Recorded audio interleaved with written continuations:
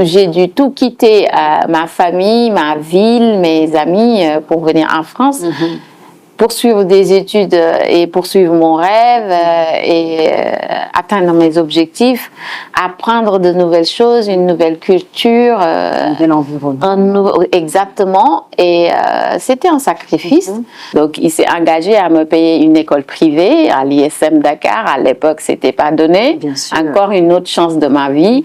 Et quand j'ai eu mon bachelor et que je commençais à me dire que j'avais envie d'ailleurs, il m'a soutenu et m'a payé des études supérieures privées en France.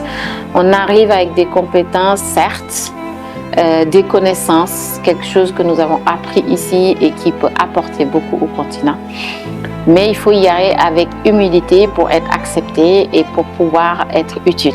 Donc la réussite de la femme, son autonomisation, c'est quelque chose qui est fondamental aujourd'hui à mettre au devant de la scène par rapport à comment nous sommes constitués.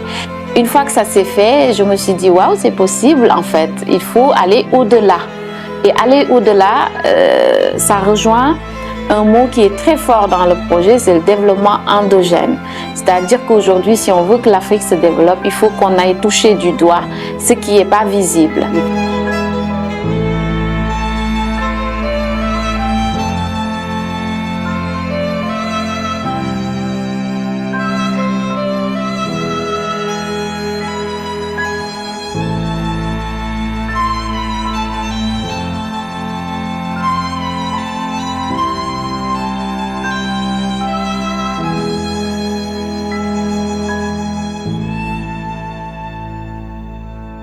Bonjour à tous, bienvenue sur votre émission Emma, écoute-moi aussi, l'émission qui vous donne la parole. Aujourd'hui, j'ai le plaisir de recevoir Sorna Ndiaye, qui est une femme de conviction, une femme de cœur avec un engagement sur l'éducation. Elle est présente pour nous parler de son parcours de vie et surtout de son beau projet qui est en lien avec le leadership africain. Bonjour Sorna. Bonjour Emma. Merci beaucoup d'avoir accepté mon invitation. On est là pour partager ton histoire, mais avant ça, est-ce que tu peux te présenter s'il te plaît? Oui, merci beaucoup de me recevoir. Alors, Sorna Ndiaye, je suis d'origine sénégalaise et je vis en France depuis 20 ans.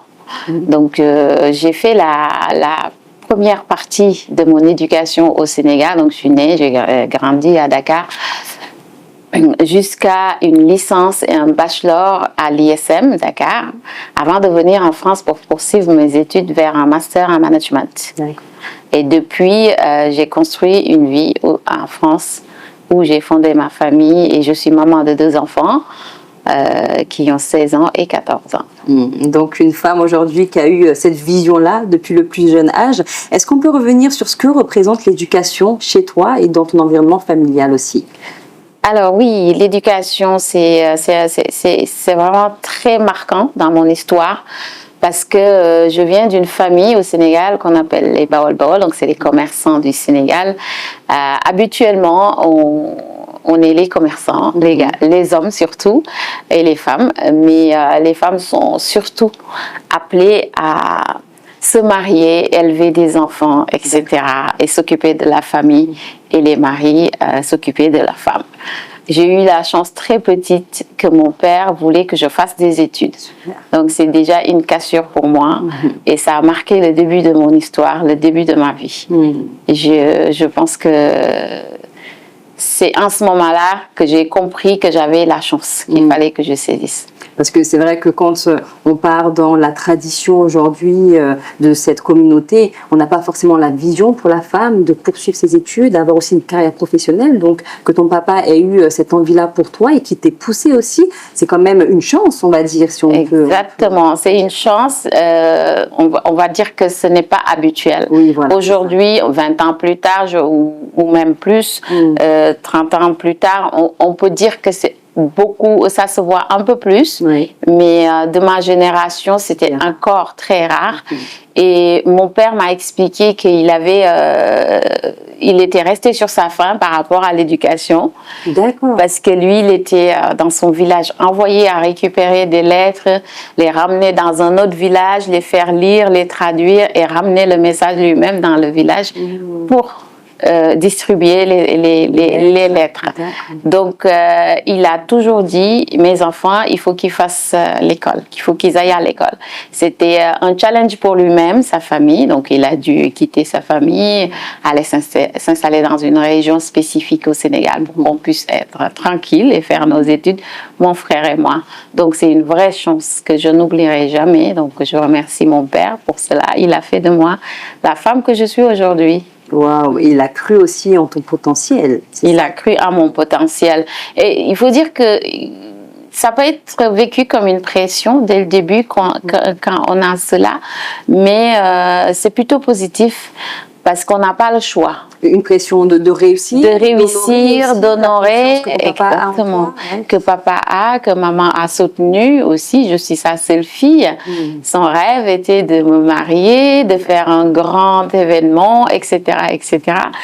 Mais elle a soutenu cela et pour moi, c'est au-delà d'être un challenge, c'est une chance que je n'ai pas eu d'autre choix que de saisir. Est-ce qu'aujourd'hui tu es fière justement de ce choix-là qu'on t'a poussé à faire et est-ce qu'avec le recul, tu referais exactement le même choix? Je referais le même choix. Et pour aller plus loin, je pense que je ferai en sorte que plus de jeunes filles de mon âge aient ce choix-là. Et il a la chance de pouvoir faire ce choix-là. Parce que c'est très déterminant dans une vie. Cela implique qu'avec l'éducation, on peut choisir ce qu'on fait de sa vie et aussi on peut amener de l'aide à sa famille, ce qui a été mon cas. Oui. Parce que, voilà, on le sait, dans nos communautés, c'est très important le retour bien sûr, vers la famille. Exactement. Et qu'est-ce que ce choix-là t'a apporté?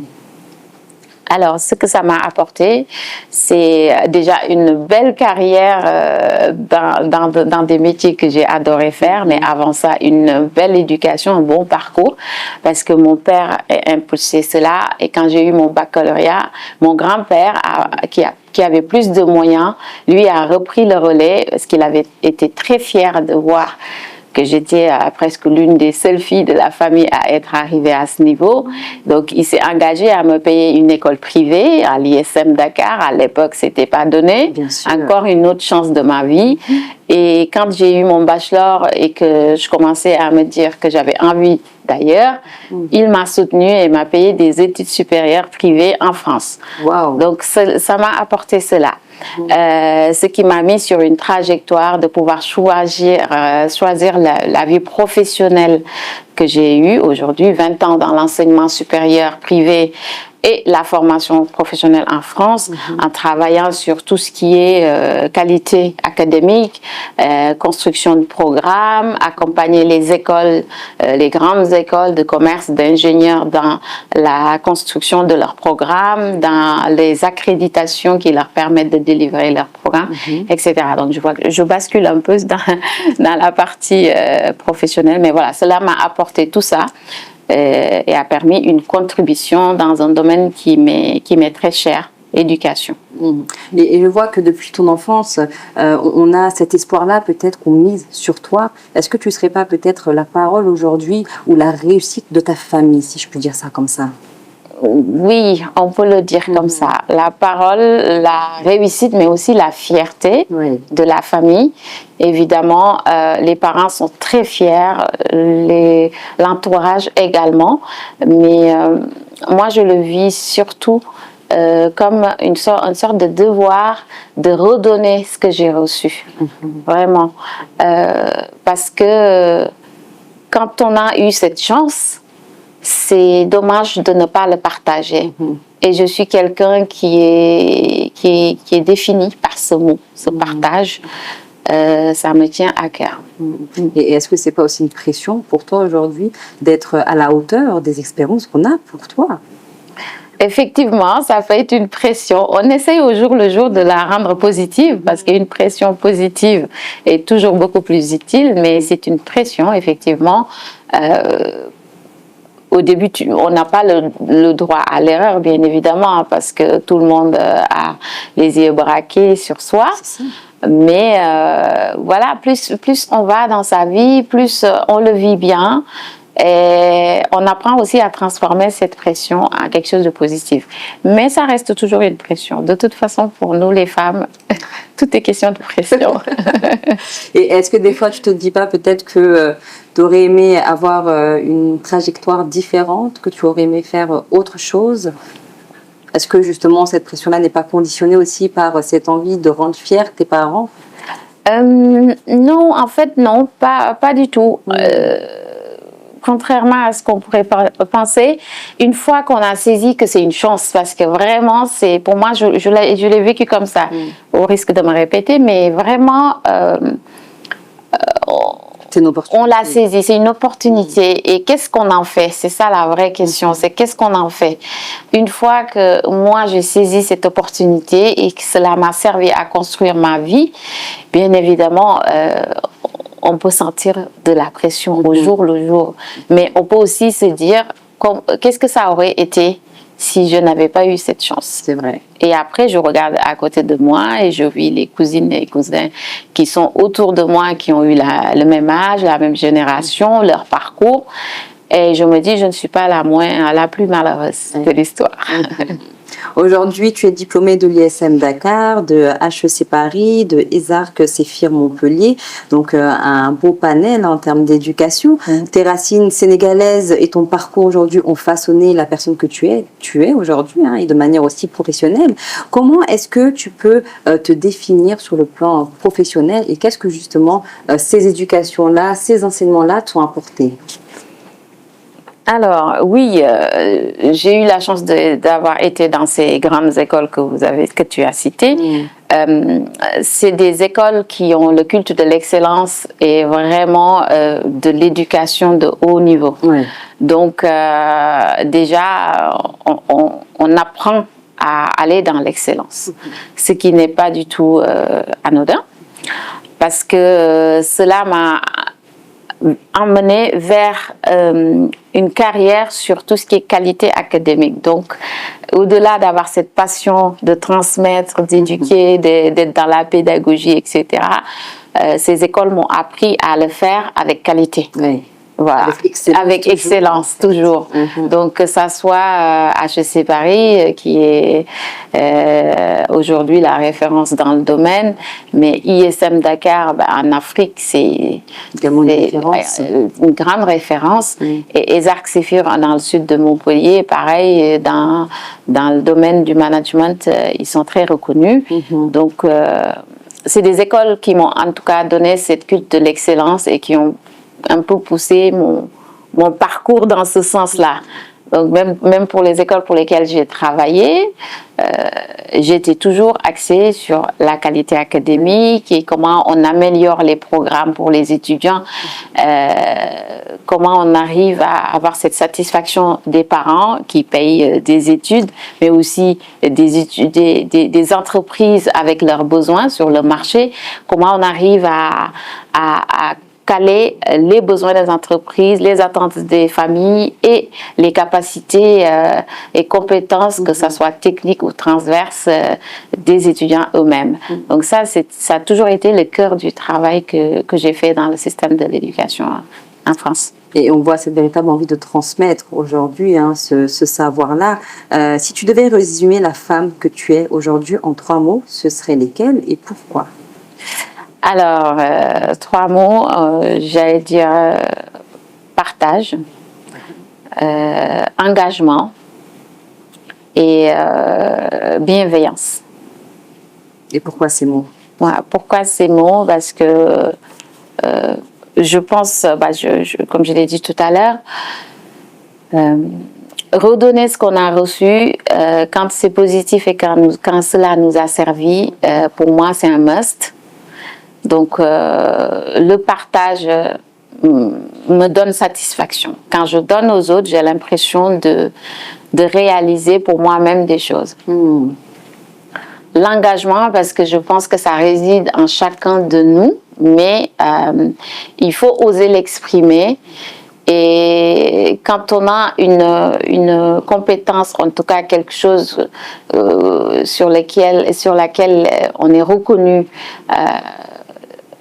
on a le devoir de s'engager sur le sujet. pour apporter tout simplement sa contribution personnelle. Et l'autre, c'est la bienveillance, parce que j'ai eu la chance d'avoir aussi dans ma vie rencontré des personnes bienveillantes qui ont éclairé mon chemin. En tout cas, que j'ai retenu, la bienveillance, elle peut nous amener très très loin. Elle peut apporter aussi beaucoup de choses aux personnes qui nous entourent. Donc voilà, tout ce qu'on fait, si nous le faisons bien et avec bienveillance, c'est toujours mieux. Voilà. Ce sont des très beaux mots aujourd'hui que tu as choisis. Moi, je vois aussi l'amour par rapport à ton parcours, par rapport aussi à ton récit. Je vois aussi cette envie, voilà, cette envie de partager, de pousser, de permettre à d'autres personnes aussi d'avoir cette vision d'eux-mêmes dans l'excellence, avec cette touche d'amour. Est-ce que c'est aujourd'hui un mot aussi dans lequel tu te retrouves? Oui, amour, à mon sens, ça va recouper sur ces trois mots, parce que sans amour, c'est compliqué. L'amour des autres, mais l'amour qu'on a aussi pour les autres. Nous avons finalisé récemment un certificat avec un groupe de collègues des leaders africains. On a fait un parcours avec HEC aussi sur le continent africain. Et en fermant sur ce parcours de 5 modules de 6 semaines, nous avons fait un tour de table, et puis chacun était en train d'expliquer son purpose, son but dans la vie. Et moi, j'étais, je sais pas, à un moment donné, il y a quelque chose qui est arrivé, c'est « j'aime les gens ». C'est la phrase que j'ai sortie devant un parterre de leaders internationaux, et je l'assume. Mais donc, ça rejoint le mot amour. Pour moi, c'est fondamental quand ça nous anime et qu'on le vit et qu'on nous apporte quelque chose, de pouvoir l'assumer. Ça peut être compliqué dans un milieu de leaders de s'assumer sur ce mot-là. Mais voilà, c'est sorti tout seul. Pendant qu'on faisait le wrap-up de la session, j'ai sorti, moi j'aime les gens et je l'assume. Et effectivement, ça m'a... Et pourquoi, selon toi, ça peut être compliqué de l'exprimer, justement? Parce que c'est un mot intime, en fait. C'est intime, c'est se dévoiler. C'est une sorte de fragilité. C'est une fragilité. Ça peut exprimer une fragilité parfois dans le monde du leadership, des grands, etc., où on doit incarner la force. Etc. Et surtout quand on est une femme, on est associé à la sensibilité, ça ne veut pas dire la faiblesse, mais oui, c'est des mots très intimes. Et pour moi, au-delà, au lieu de le prendre comme quelque chose qui est une faiblesse, pour moi, c'est quand même une force de pouvoir l'assumer devant des leaders, devant des personnes qui sont censées incarner la force.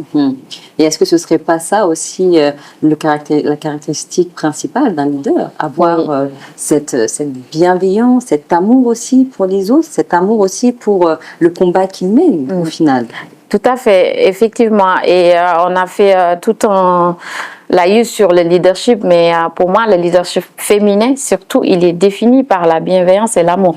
C'est-à-dire que aujourd'hui, on est passé par différentes étapes, managé par différentes personnes.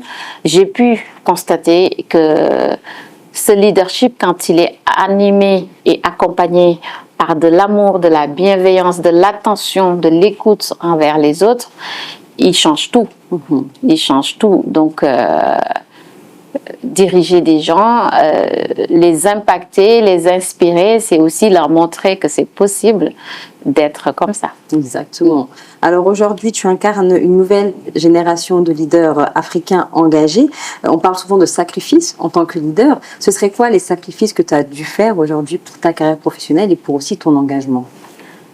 Oui, alors en termes de sacrifices, je pense qu'on va rester sur le même thème qui est la position géographique, nos origines et là où nous avons vécu 20 ans. au début et à la fin, parce que j'ai envie de dire, je vais faire ça dans les deux sens et deux fois. Donc j'ai dû tout quitter, ma famille, ma ville, mes amis, pour venir en France, poursuivre des études et poursuivre mon rêve et atteindre mes objectifs, apprendre de nouvelles choses, une nouvelle culture, un nouvel environnement. Exactement. Et c'était un sacrifice bien pesé, mais ça l'était. C'est pas évident au début. Donc là, 20 ans plus tard, je suis là, c'était animé par cette envie et cette soif d'apprendre et de m'outiller moi-même pour contribuer. Aujourd'hui, ça va être animé par l'engagement et l'envie de transmettre. Mais cela va être dans l'autre sens. Donc ça, je m'apprête à aussi quitter, en tout cas au début partiellement, mon confort, ma vie, mon parcours professionnel qui connaît un pic aujourd'hui en France, si je décide de rester ici. Je vais le quitter parce que j'ai envie de m'engager sur autre chose qui m'anime aujourd'hui plus. Une nouvelle trajectoire aujourd'hui, justement, avec le projet que tu as de lancer le campus africain du leadership au féminin, un projet fort aujourd'hui. Quelle est ton ambition au travers de ce campus? Alors, l'ambition derrière ce campus, c'est vraiment de mettre ce que nous savons faire, ce que je sais faire, dans le thème de l'éducation, la formation professionnelle, l'expression des compétences transverses, techniques, au service de l'autonomisation des femmes, l'autonomisation économique des femmes, en Afrique plus spécifiquement. Donc, c'est une ambition panafricaine. On va commencer par le Sénégal parce que c'est l'endroit et l'environnement que je connais le mieux. Mais on est parti sur une vision panafricaine de ce campus.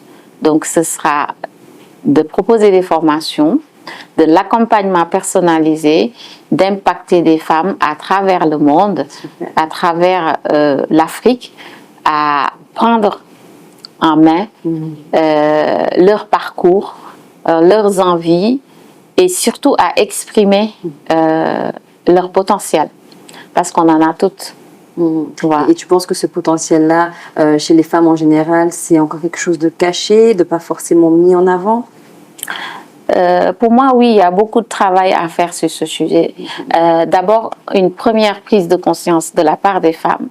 Donc, parce qu'on est tous d'accord que nous avons vu nos mamans porter nos familles à bout de bras dans la réalité de tous les jours et on grandit et on se rend compte, personne ne nous explique. Tout en restant très humble, très retirés et en mettant en avant leur mari, ce qui est tout à leur honneur. Mais c'est bien de se rendre compte que ce potentiel, il est là et qu'il faut l'exprimer. Et aussi, ça permet de reprendre confiance aussi. Et on dit toujours que la femme est le pilier de la famille en Afrique. Je pense que c'est valable partout d'ailleurs. Après avoir vécu 20 ans en France, je peux confirmer que aussi. Que c'est le cas aussi. C'est le cas aussi. On est taxi, on est chauffeur, etc. Enfin, voilà. Donc, on les a toutes vues, nos mamans, porter nos familles. Ça ne leur a pas empêché d'exprimer et de mettre en avant la hiérarchie familiale comme elle est établie en Afrique. Mais moi, je pense qu'il manque quand même ce petit quelque chose pour cette mise en avant, cette reconnaissance, j'ai envie de dire même, parce que cela manque. Elles ne sont pas assez vis-à-vis des femmes, de la part de nos hommes, mais vis-à-vis des femmes, en commençant par de la population, de la société de façon générale, mais aussi quand la femme, elle réussit dans la famille, c'est positif pour tout le monde. Parce que elle porte elle porte la famille, elle porte la société et l'environnement familial de façon générale. Donc la réussite de la femme, son autonomisation, c'est quelque chose qui est fondamental aujourd'hui à mettre au devant de la scène par rapport à comment nous sommes constitués. Et je dis attention, c'est pas on va venir tout mélanger, on fait pas ça bien ici. C'est que il faut accompagner. Il faut venir s'appuyer sur ce qu'elles savent faire, leurs compétences, ce qu'elles peuvent influencer pour accompagner ce développement. Et ça va plus loin, au-delà du développement de la femme ou de la famille ou de la société tout court, c'est le développement de toute une nation, d'un continent, j'ai envie de dire. Parce qu'aujourd'hui, selon toi, ces femmes-là, justement, elles sont marginalisées, elles sont mises de côté par rapport à ce développement économique. Est-ce qu'elles ne sont pas reconnues aussi comme un véritable acteur du changement? Si, c'est ça. En fait, elles sont très actives dans l'économie. On va dire que plus dans tous les pays africains, et on va prendre l'Afrique subsaharienne juste pour être précise. Plus de 90% de l'économie est aujourd'hui tenue par le secteur informel. Et dans le secteur informel, on est du 85% des femmes qui sont actives et pas reconnues. Donc ça veut dire qu'aujourd'hui, 12% des femmes, des métiers reconnus, enregistrés et visibles, tout simplement sont occupés par des femmes, que 12%, alors que 95% de nos femmes sont déjà actives. Donc pour moi, ça c'est quelque chose à valoriser. Si on veut aller dans un développement endogène au niveau du Sénégal, mais de l'Afrique, il faut aller chercher ces femmes actives au fin fond du Sénégal et même dans les grandes instances également, qui ne sont pas du tout reconnues, formalisées, etc., pour les mettre en avant. Et peut-être aussi, justement, les accompagner en termes de reconnaissance par rapport à leur savoir-faire. Parce que même les mamans qui vendent au bord de la route, ça, c'est un savoir-faire. Exactement. Et ce n'est pas pris en compte. C'est exactement cela. C'est-à-dire qu'aujourd'hui, dans le cadre de ce projet, je le précise parce qu'on me demande souvent quelle femme tu vises. Moi, j'ai envie de dire, c'est toutes les femmes à partir de 18 ans, être conscientes de ce qu'on veut faire de sa vie jusqu'à l'infini. Mais on va cibler deux types de femmes, des catégories. Donc, il y a des femmes qui ont eu la chance, comme toi et moi, à faire des études, une éducation, et qui aujourd'hui assument peut-être leur leadership, ou en tout cas occupent des postes à responsabilité, ou ont en tout cas à cœur de l'occuper. Il faut les accompagner, elles en ont besoin pour encore faire ressortir leur capacité, leur confiance en soi. Et ça, c'est une offre de formation typiquement leadership pur et dur, avec des thèmes très spécifiques du leadership. Après, il y a une deuxième cible de femmes qui est beaucoup plus loin de cette réalité. Donc, tu as parlé tout à l'heure des mamans qui vendent au bord de la route. C'est une vraie compétence. Celles qui se regroupent en petits comités dans les quartiers pour faire une tontine, c'est une économie incroyable. J'ai envie de dire au Sénégal, aujourd'hui, tu donnes à un groupe de 5 femmes 50 000 francs pour qu'elles se débrouillent. Tu reviens le mois prochain, elles les transforment à 100 000, 200 000, 300 000. Et ça, c'est quelque chose qu'aujourd'hui, on ne sait pas valoriser dans nos pays. Nous, c'est là-dessus qu'on veut travailler, en partenariat avec, bien évidemment, les autorités locales, dans les municipalités, dans les groupements de femmes, dans les associations, en tout cas pour cette cible très spécifique de femmes, pour formaliser, pour mettre de la technicité, un mot sur ce qu'elles font. Et effectivement, il y a du boulot, il y a du travail, mais on est tellement motivé et porté par ce sujet que c'est important, c'est très important. D'avoir aussi des personnes qui ont ces ambitions-là, parce que des fois, c'est vrai que des réalités peuvent faire peur. On peut se dire que de toute façon, peu importe ce qu'on fait, ça ne va pas changer. Mais s'il y a des acteurs qui sont volontaires, qui sont engagés, qui ont justement cette envie de voir les choses évoluer, il faut poser le premier. Exactement. Il faut oser. Et puis, pour moi, c'est un devoir de tout le monde d'essayer. On arrive à un certain niveau de notre vie où, bien sûr, c'est des étapes comme je disais, le moment est arrivé parce que c'est des étapes et on le ressent. Moi, il fut un temps où, pour rien au monde, je quitterais mon travail parce que le salaire qui tombe tous les mois, il est important. C'est une sécurité. J'ai une responsabilité envers mes enfants, ma famille. Et c'est cette sécurité d'abord qu'on alimente. À un moment donné de sa vie, ça arrive et je pense que c'est pour tout le monde, ça va arriver. Il faut savoir l'écouter et le sentir. On a ce devoir d'agir pour changer et pour aller au-delà de voies de développement. Et aujourd'hui, quel a été le déclic? Parce que tu as une très bonne position, tu aurais pu aussi rester, peut-être agir de loin par rapport à tes engagements, tes ambitions aussi. Là, quel a été le déclic justement de te consacrer pleinement à cette initiative-là? Alors, le déclic, il est multiple en fait. Il y a plusieurs choses. Sentir en tant que femme que c'est le moment de faire quelque chose d'autre de ma vie. Intuition. Parce que c'est un besoin personnel d'agir autrement, même si j'agissais déjà sur mon métier. Ça, c'est un. Deuxièmement, j'ai été impliquée depuis 2017 dans un travail en profondeur sur un projet de société qui s'appelle Le Projet au Sénégal. Donc ça, c'est un peu mon volet politique en back-office, parce que je ne fais pas de la politique en front, mais sur ce que je sais faire, travailler en comité avec des experts, des pairs, qui partagent le même métier que moi sur un projet de société qui est aujourd'hui en cours de déploiement au Sénégal par le nouveau gouvernement. Ça m'a beaucoup inspirée. J'ai beaucoup travaillé dans la commission enseignement supérieur, formation professionnelle, environnement, cadre de vie, stratégie, etc. Et de toucher concrètement à ce programme travaillé par des gens de la diaspora. On est tous des cadres de la diaspora qui se sont réunis pour un don de soi pour la patrie. Apporter notre contribution sur ce qu'on veut faire, ce qu'on sait faire sur un projet de société. Donc, ce projet arrive à terme, élection arrive, les Sénégalais décident de mettre notre leader au pouvoir et ce projet sur lequel j'ai tant passé beaucoup de week-ends est en cours de déploiement. On touche du doigt le concret. C'est un des moteurs parce que je me suis dit, c'est le moment pour moi d'aller plus loin. D'aller plus loin, c'est-à-dire d'être sur le terrain. Là, nous avons fait derrière des ordinateurs, sur Zoom, à travers le monde entier, parce qu'on est partout, en fait, les cadres de la diaspora.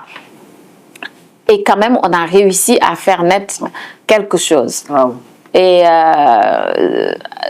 peu importe après le leader qui va le porter, on sait que c'est un projet. Aujourd'hui, nous, on a cette position de sentinelle et de veiller à ce que ce projet soit, en tout cas, établi et fait tel qu'on l'a pensé. Donc, une fois que ça s'est fait, je me suis dit, waouh, c'est possible, en fait. Il faut aller au-delà. Et aller au-delà, ça rejoint un mot qui est très fort dans le projet, c'est le développement endogène. C'est-à-dire qu'aujourd'hui, si on veut que l'Afrique se développe, il faut qu'on aille toucher du doigt ce qui n'est pas visible, ce qui est loin des paillettes, ce qui est au fin fond et qui participe énormément à notre économie tous les jours, mais qui n'est pas valorisé. Et c'est là que moi, le déclic arrive. Donc, bien évidemment, caché au fin fond de moi, cette envie de partager et de donner un retour a été réveillée par ce déclic aussi. Et comment on fait pour prendre la décision aujourd'hui de tout quitter, partir aussi dans un nouveau contexte, reconstruire aussi, on va dire, une certaine carrière professionnelle, même si c'est la continuité par rapport à tes actions, quand on est maman, quand on a aussi sa stabilité ici. Comment est-ce qu'on fait en ce sens pour s'organiser? Oui, effectivement. C'est pas évident. Il faut s'organiser sur tous les plans. Alors, déjà, même si j'ai vécu 20 ans là et que je partirai au Sénégal régulièrement, une fois par an, on va dire, quand on est parti 20 ans, il y a des choses qui nous échappent réellement sur le terrain. Donc moi, j'ai commencé par me remettre en selle, faire une formation. D'accord. Avec des leaders africains, je t'en parlais tout à l'heure, faire le tour de l'Afrique. Une formation, parce que je pense que j'avais déjà été assez à l'école jusqu'à ce niveau. Je me suis relancée dans les études en faisant ce certificat Lead Campus qui s'appelle Lead Campus Sustainable Leadership in Africa, ce qui est dédié à des cadres et des dirigeants et des leaders de l'Afrique, en tout cas qui ont un lien avec le continent, qu'ils y vivent ou pas, ou qui ont envie d'y retourner avec un projet concret. Et on est recruté dans cette formation à HEC Paris, que si on a un projet viable sur le continent. Donc la sélection se fait comme ça. J'ai investi dans cette formation pour me refaire, en tout cas, un tour d'Afrique. La particularité de ce cursus, c'est qu'il se passe sur 5 pays du continent, en découvrant les enjeux du développement durable en Afrique et qu'est-ce qu'on peut apporter. Ça, c'est une partie de la préparation que j'ai faite pour ce projet. Donc, pendant 6-8 mois, on fait le tour et on découvre des initiatives extraordinaires. Qu'est-ce qui est fait, qui marche. On compare avec ce que nous avons vécu en Occident et ses revers pour éviter de le reproduire. Tout ça, c'est une préparation dans laquelle je me suis investie énormément. Ça, c'est un. Deuxièmement, c'est beaucoup de dialogue et de discussions avec sa famille, la famille proche, les enfants. C'est de la sensibilisation tous les jours. On met un petit peu dans la conversation ses envies. On exprime ce qui nous anime. En tout cas, moi, personnellement, c'est comme ça que je me suis prise. J'espère que ça va marcher jusqu'au bout. À expliquer à mes enfants avec des mots qui comprennent ce qui m'anime, mon histoire, d'où je viens et ce que j'ai envie de faire. Pour qu'ils puissent accepter. Pour qu'ils puissent l'accepter et le comprendre d'abord déjà et l'accepter plus facilement et m'accompagner parce que voilà, nous avons besoin de soutien de notre entourage effectivement. C'est une très belle initiative. Aujourd'hui, c'est vrai qu'il y a beaucoup de gens de la diaspora qui souhaitent retourner en Afrique pour travailler, pour s'y installer. Quels conseils tu pourrais leur donner? Parce que tu parlais de préparation aussi par rapport à ce retour-là.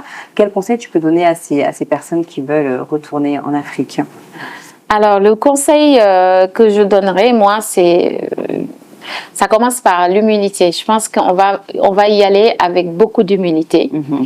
On arrive avec des compétences, certes, des connaissances, quelque chose que nous avons appris ici et qui peut apporter beaucoup au continent. Mais il faut y aller avec humilité pour être accepté et pour pouvoir être utile.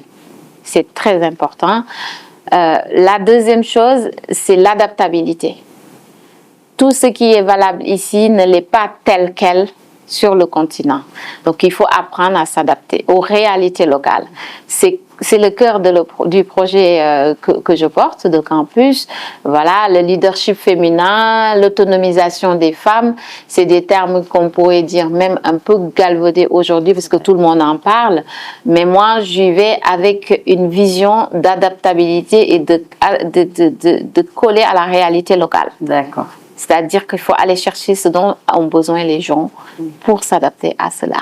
Donc, humilité, adaptabilité et beaucoup de curiosité et de patience. Ça, c'est le mot. Patience, patience. Voilà. Patience vis-à-vis de quoi? De l'environnement? De l'environnement, du fonctionnement, parce que ça ne va pas se défaire du jour au lendemain.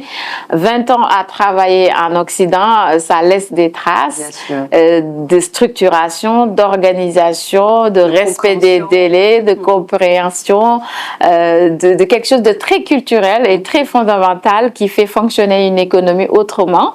Au Sénégal et en Afrique plus largement, je peux parler pour mes autres compatriotes, je pense que c'est pareil, c'est pas du tout à ce niveau. Donc il faut être patient et surtout il faut s'adapter mais être patient et surtout essayer d'amener les gens à ce que nous voulons apporter avec douceur. Si tu pouvais transmettre un message à ton toi de 18 ans, qu'est-ce que tu lui dirais à ces jeunes filles? Ah, c'est une très très belle question. À cette jeune fille, je lui dirais n'aie pas peur. Je lui dirais saisis ta chance. Je lui dirais aussi que le monde est plein de surprises et d'opportunités qu'il faut tenir. Et ça va venir au fil de l'eau et au fil du temps. Et je lui dirais aussi, il faut être proactive et ne pas toujours être dans l'attente. Il faut se mettre en action. Voilà, soit le changement que tu voudrais voir dans le monde. Parce que quand on est jeune fille, peut-être toutes ces choses, on les voit pas. Ouais. On n'en est pas conscient, mais elles sont là. Donc, je lui dirai cela. Un très beau message, en tout cas. Merci beaucoup d'avoir partagé avec nous ta vie, ton parcours aussi, ta vision par rapport à ce développement que tu souhaites apporter au travers de cette initiative. Et félicitations encore pour ce beau témoignage. Merci beaucoup à toi de m'avoir reçu. Avec grand plaisir. Merci. Merci à vous d'avoir regardé cette interview jusqu'à la fin et je vous dis à très vite pour une nouvelle émission de Emma. Écoute-moi aussi. Ciao, ciao.